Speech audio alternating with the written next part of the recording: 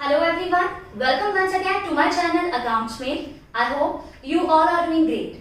So आज की video है for BCom final year students and our topic is financial accounting और financial accounting में हम पढ़ने वाले हैं फंड फ्लो स्टेटमेंट.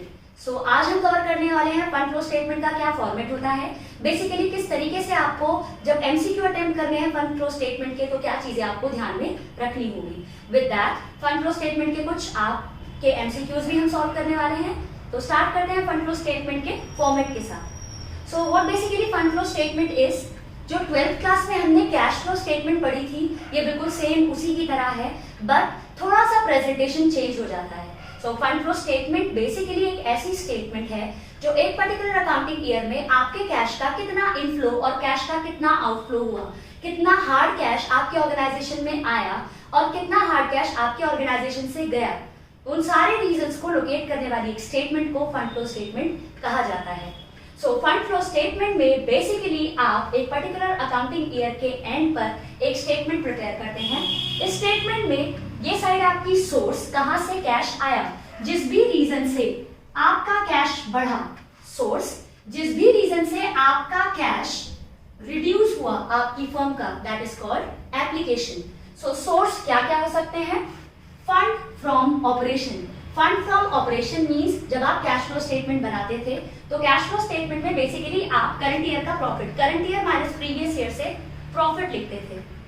प्रॉफिट में ऐसे एक्सपेंस जिन्हें आप कहते हो नॉन कैश एक्सपेंस, जिन्हें आप स्पेसिफिकली डिडक्ट कर देते हो प्रॉफिट में से, लेकिन उसके लिए आप कोई हार्ड कैश बाहर नहीं देते, जैसे डेप्रिसिएशन. सो प्रॉफिट में आपने डेप्रिसिएशन अगर माइनस आउट कर रखा है तो डेप्रिसिएशन के लिए अलग से तो किसी को कैश आपने दिया नहीं, तो उसको आप वापस से एड अप कर लेते हो ताकि आपको एग्जैक्टली पता चल जाए कि ऑपरेशंस की वजह से एग्जैक्टली फंड कितना है प्रीमाइसेस में.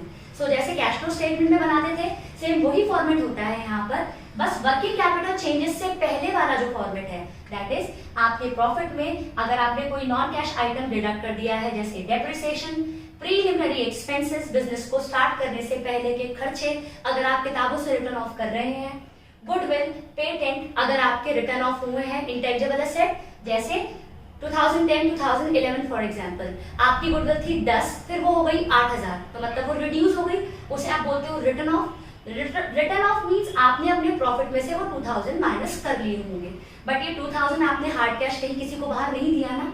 तो जब आप फंड फ्रॉम ऑपरेशन कैलकुलेट कर रहे होते हो तो आप उस गुडविल, पेटेंट जो भी रिटर्न ऑफ किया है आपने वो 2000 फॉर एग्जांपल, तो उसे वापस से आपको एड अप करना होता है. आपको असेट को सोल्ड करने पर अगर कोई लॉस हुआ तो लॉस के नाम से अलग से तो कोई हार्ड कैश नहीं गया होगा, तो उसी के इफेक्ट को निल करने के लिए दोबारा से उसको ऐड कर देते हो आप. कोई भी प्रोविजन जो आपने क्रिएट किया, प्रोविजन अगेन आपने कोई हार्ड कैश बाहर नहीं दिया है, अगर आपने वो प्रोविजन क्रिएट किया है तो आप अपने पीएनएल में उसको माइनस आउट कर चुके होंगे, लेकिन फंड फ्रॉम ऑपरेशन निकालने के लिए आप उस एक्सपेंस को, क्योंकि वो एग्जैक्ट सेंस में कैश का आउटफ्लो नहीं था, उसे वापस से एड अप कर देते हो. रिजर्व के लिए अगर कोई अमाउंट आपने ट्रांसफर कर रखी है तो आप उसको ऐड कर देते हो. अगर कभी भी आपको इंटरेस्ट और डिविडेंड रिसीव हुआ या कभी आपको जैसे लॉस की जगह प्रॉफिट हुआ जो आपने इस प्रॉफिट में बेसिकली ऐड कर रखा था, तो उसके इफेक्ट को निल करने के लिए आप उसे अकॉर्डिंगली माइनस आउट कर देते हो. तो अगर ये आंसर टोटल प्रॉफिट जितना भी आपने अमाउंट ऐड किया और डिडक्ट की है अगर बैलेंस पॉजिटिव का रहता है तो it is called fund from operation.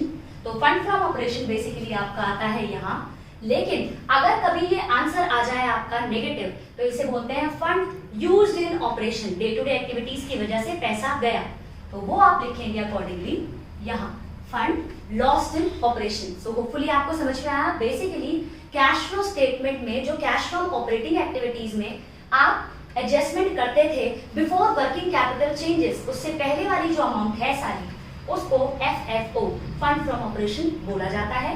Negative हो गया तो fund lost in operation, lost है तो application that is outflow of cash, और अगर फंड फ्रॉम ऑपरेशन है तो that is source. Source means cash आया. अब और किस रीजन से कैश आ सकता है? Issue of shares. अगर आप शेयर्स को इशू करो, ये कैसे होगा? जैसे 2010-2011 2 साल दिए हुए हैं, 1 लाख के इक्विटी शेयर्स और 2011 में वो दे रखे हैं आपको 1,20,000, तो 1 लाख के शेयर्स 1,20,000 हो गए. मींस ड्यूरिंग दिस ईयर आपने 20,000 के शेयर्स और इशू किए हैं, शेयर इशू करने से पैसे आए। सेम डिबेंचर्स भी अगर आपके बढ़ जाते हैं तो डिबेंचर इशू किए, कैश आएगा।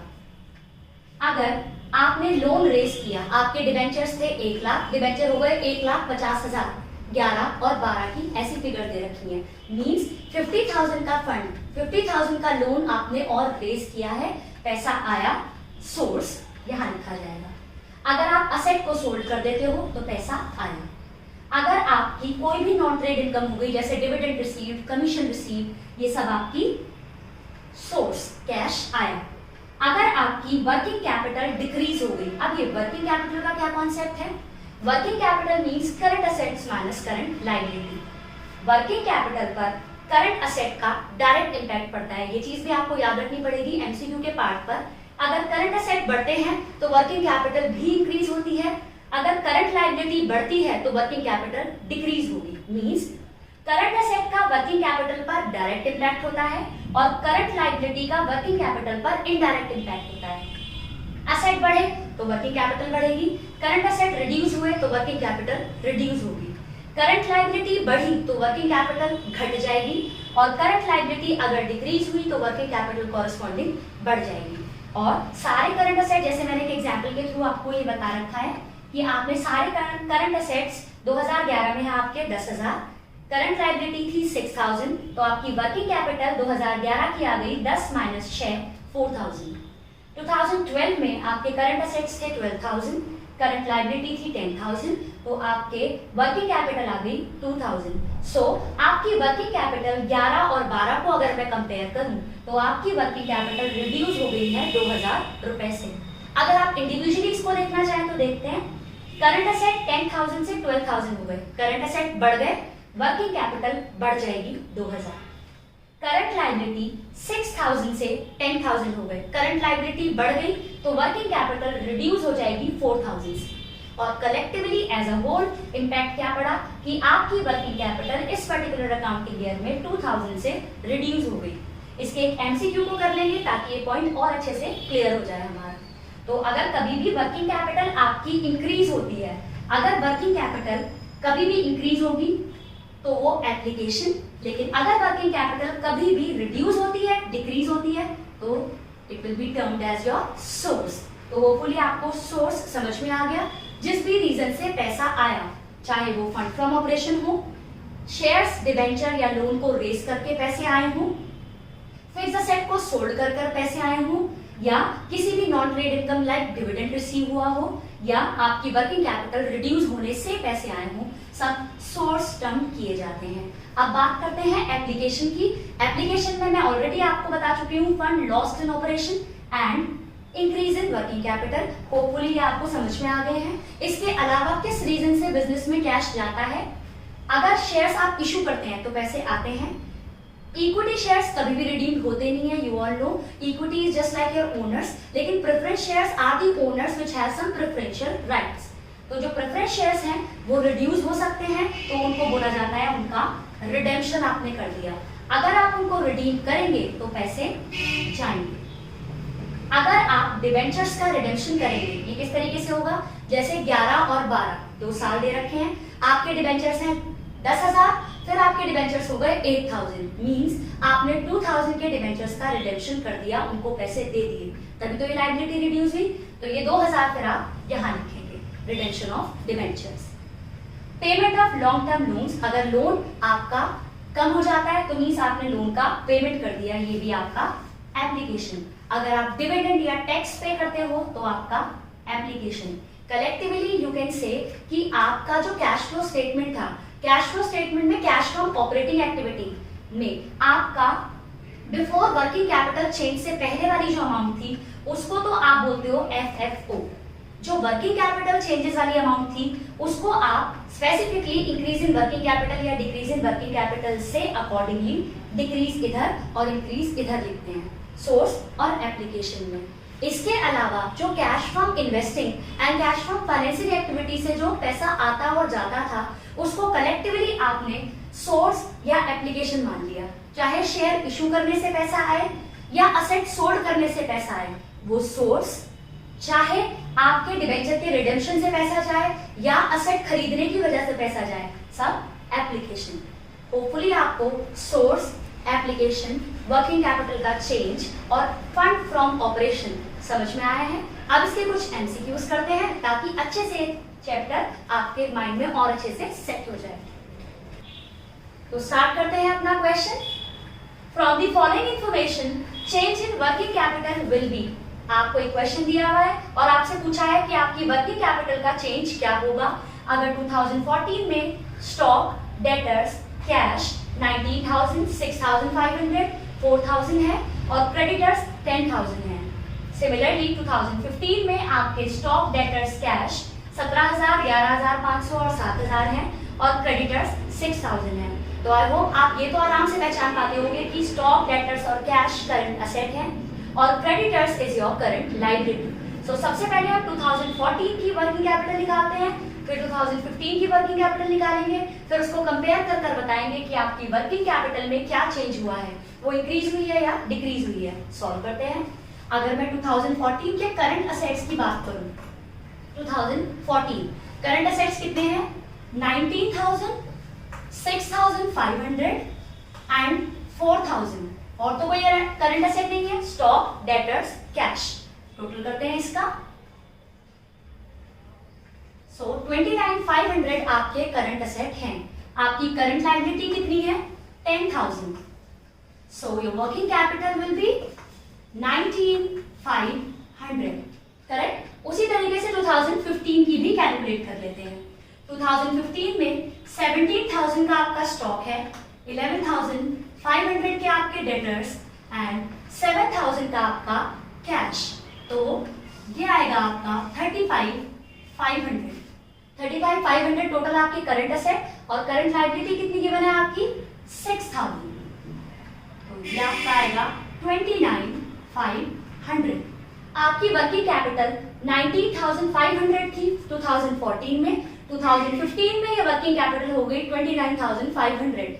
सो आपकी वर्किंग कैपिटल बढ़ गई है 10,000 रुपए से। तो होपफुली आपको ये समझ में आया। So the correct answer will be plus 10,000। Hopefully आपको समझ में आ गया है। सो बात करते हैं सेकंड क्वेश्चन की। Firm earn a profit of 3,30,000 rupees during the year after adjustment. Means profit में सारी एडजस्टमेंट होने के बाद वो प्रॉफिट आ रहा है 3,30,000। सो प्रॉफिट में अगर आपकी एडजस्टमेंट हो चुकी है और आपको FFO fund from operation calculate करना है, तो जितने भी नॉन कैश एक्सपेंसेस आपने माइनस आउट कर रखे हैं उनको आप वापस से ऐड कर देते हैं और जो भी नॉन ऑपरेटिंग इनकम आपने ऐड कर रखी है उनको आपको रिड्यूस करना होता है for calculation of FFO। Hopefully जो मैंने आपको पढ़ाया था वो आपको याद है। तो अब क्वेश्चन करते हैं इसको। आपका net profit after adjustment given है 3,30,000 रुपीज। इस प्रॉफिट में आपने डेप्रिसिएशन ऑलरेडी माइनस आउट कर रखा है क्योंकि आफ्टर एडजस्टमेंट है, तो इस डेप्रिसिएशन को वापस से आपको क्या करना पड़ेगा? प्लस डेप्रिसिएशन ऐड करना होगा 142,500। तो ये कितना आएगा आपका? 472,500। इसके बाद आपको जो डिविडेंड रिसीव हुआ, डिविडेंड आपकी इनकम आपने प्लस कर रखी होगी लेकिन ये नॉन ऑपरेटिंग इनकम है क्योंकि डिविडेंड रिसीव आप फंड फ्लो स्टेटमेंट में सोर्स में लिखते हैं। तो आप इस डिविडेंड रिसीव को अब यहां से क्या करेंगे? माइनस। आपने माइनस क्या करा? Dividend receive. तो ये कितनी अमाउंट आएगी आपकी? 461,250। इसके बाद आपको बोल रखा है profit on sale of asset 31,550। अगर आपको कभी लॉस आता है तो लॉस आप वापस से ऐड कर रहे थे, प्रॉफिट कॉरस्पॉन्डिंग क्या होगा? माइनस। तो प्रॉफिट को कर देते हैं minus 31,550।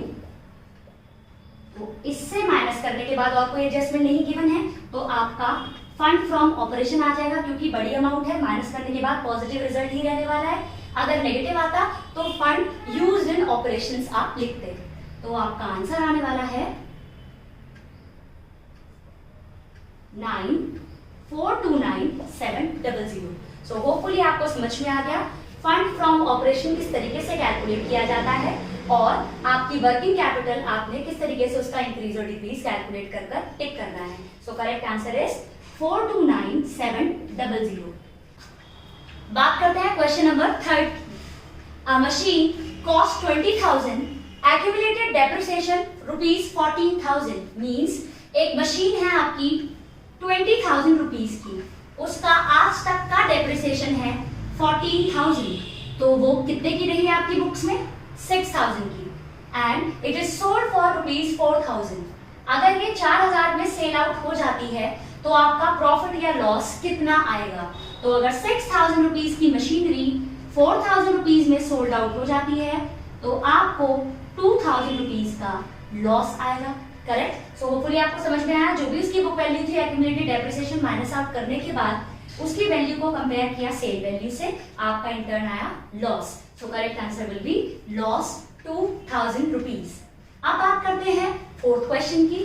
4th question is a company issued 1,000 debentures of 100 each. मतलब कंपनी ने 1 लाख डिबेंचर्स इशू किए, मतलब 1,000 डिबेंचर्स ऑफ 100 ईच, तो 1 लाख डिबेंचर्स इशू किए। But 400 debentures were issued to a machine vendor for purchasing machine.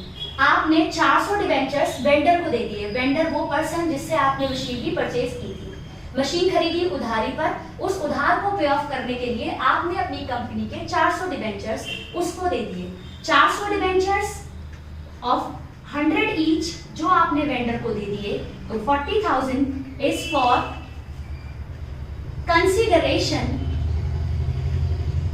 Other than cash. आपने 1 लाख रुपए के जो डिबेंचर इशू किए उसमें से 40,000 रुपीज आपको नहीं आए होंगे, क्योंकि मशीन खरीदने के बदले आपने उन्हें डिबेंचर्स दे दिए।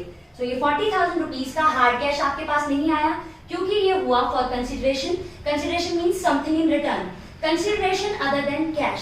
पैसे के अलावा आपने मशीन खरीदने की वजह से 40,000 दे दिए। तो in turn 60,000 rupees he totality में वो पैसे हैं जो आपके पास आए होंगे। सो ऑप्शन फंड फ्लो क्या हुआ? फंड फ्लो हुआ सिर्फ 60,000 रुपीज का। तो होपफुली कोई भी कंफ्यूजन इससे रिलेटेड नहीं रहा आपको। अब बात करते हैं क्वेश्चन नंबर 5th की। क्वेश्चन नंबर 5 जब भी कभी प्रोविजन फॉर टैक्सेशन के आपको बैलेंस दे रखे हो तो हम बना लेंगे अकाउंट। होपफुली ये समझ में आ गया। अब बात करते हैं क्वेश्चन नंबर 5 की। आपको प्रोविजन फॉर टैक्सेशन 2012 और 2013 के कुछ बैलेंसेस गिवन है। ड्यूरिंग द ईयर आपने टैक्स पे किया है 25,000 का। आपने कितना प्रोविजन बनाया ये आपसे पूछा है। फॉर द सेम आपको एक सेफर साइड एक अकाउंट बना लेना चाहिए।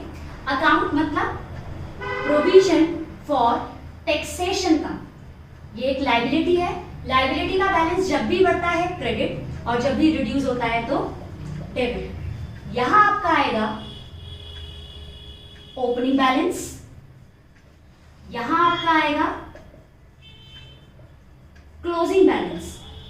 आपका प्रोविजन फॉर टैक्सेशन में टू साइड फिर एक अमाउंट आएगी टू बैंक के नाम से tax paid, and by side P&L के नाम से प्रोविजन फॉर टैक्सेशन मेड। ये बिल्कुल ऐसा है जैसे आपने कैश फ्लो स्टेटमेंट में provision for depreciation, provision for dividend, propose dividend और प्रोविजन फॉर टैक्सेशन का अकाउंट बनाया था। तो क्वेश्चन में जो वैल्यूज हैं उनको पुट करते हैं। आपका provision for taxation 2012 that is opening balance given है 40 and closing balance is 50,000। So opening balance 40 and closing balance 50,000। आगे लिखा है during the year paid for tax, मतलब टैक्स आपने पे किया, तो इधर लिखना है या इधर? इधर tax paid amount is 25,000 rupees. अगर टैक्स पेड आपको गिवन है तो प्रोविजन मेड आपको कैलकुलेट करना होगा। तो ये बैलेंसिंग फिगर कर आपको इसको कैलकुलेट करना है। टोटल देखते हैं। इस साइड का टोटल आ रहा है आपका 75,000, तो जो साइड का टोटल ज्यादा होता है उसी को आपको दोनों साइड मेंशन करना होता है। 75,000 एंड 40,000 का जो डिफरेंस है दैट इज 35,000। ये वो है जो आपने प्रोविजन क्रिएट किया इस साल। So correct answer will be 35,000 rupees. तो होपफुली आपको समझ में आया है। मेरी वीडियोस अच्छी लगती हैं तो इन्हें लाइक कीजिए, सब्सक्राइब माय चैनल।